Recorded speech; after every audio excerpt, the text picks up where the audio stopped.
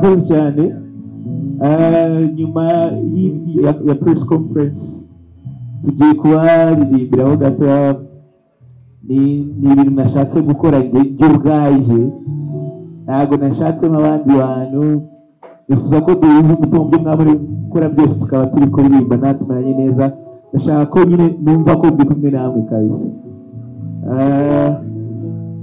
ndaririmbamo indirimbo ebyiri zigomba gusohoka hanyuma n'izindi zasohotse aho ko tugiye kumeranya neza muri kano kanya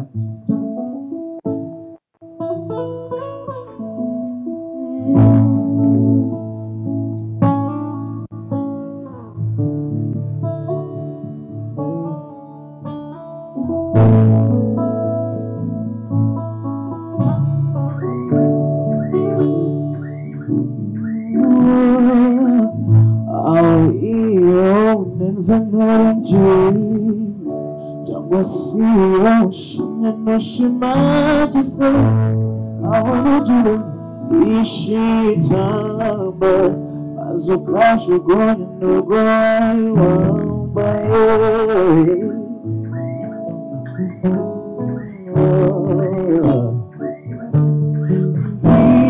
ira aho newushimisha ukarenza urugero bikarangira utakaje agaciro kari kugukararizo turinare kumboni isi tutufuna mubisa wowe ubibona kuriki aho nuzi kuzaturana musozi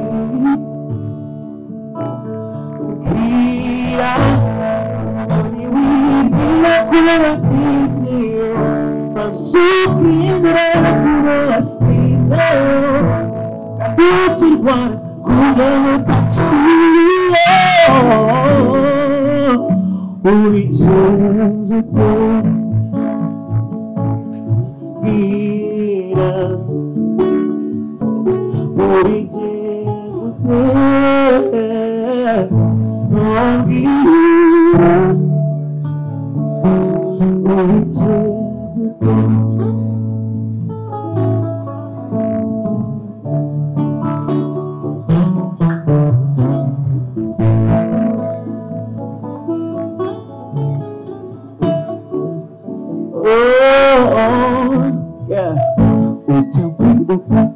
Sada kurura kade kwichowa bitari cyosarura aho uryoherwa n'ibishari kuba bikakurambira ese utekereza nyuma yo kuvuga cyangwa se uvuga nyuma yo gutekereza tirusisi udasunganurema ukwigishe girishuri ry'ubuzima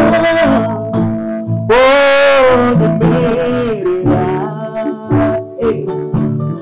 twiga kumva n'isi ukora ubizi iyo ubibonye ukora iki aho uzi kuzatura mu musozi Gorusikuza nasukira kurasize kuruchigwana muzutachio ulichanchutu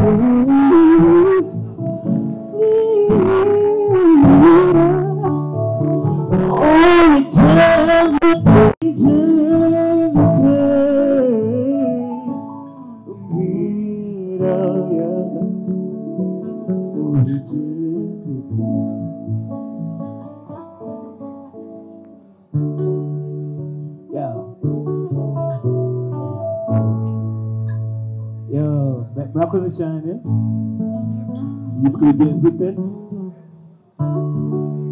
hanyuma rero indirimbo ngiye gukurikizaho ni indirimbo iri muri zimwe ntarasohora agira nawe muyumve kandi ubundi muraguma muyumve muze kumfasha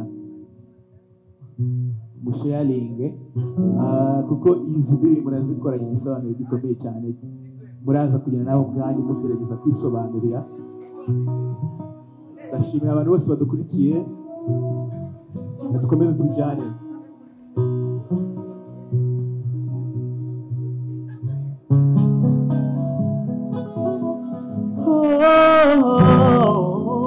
Ndashaka tuze guhuza umutima.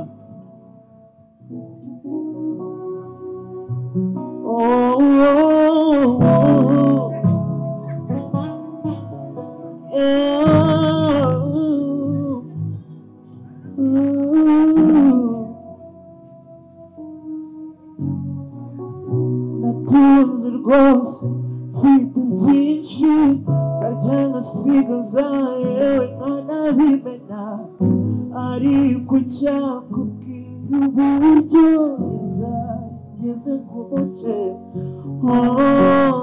Ndaberwa rwose bidasanzwe, isura yanjye ikurura benshi, ariko nabuze icyo nanga.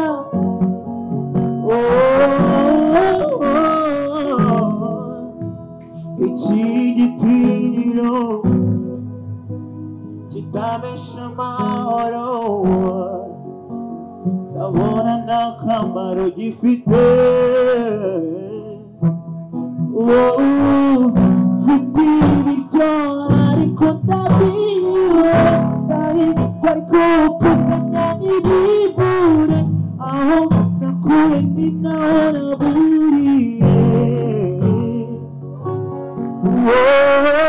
Ubona nutse ndabiwe, nkomeye ndabiwe, naba ntigitse naba nubaswe kutagira amahoro binsigambiwe.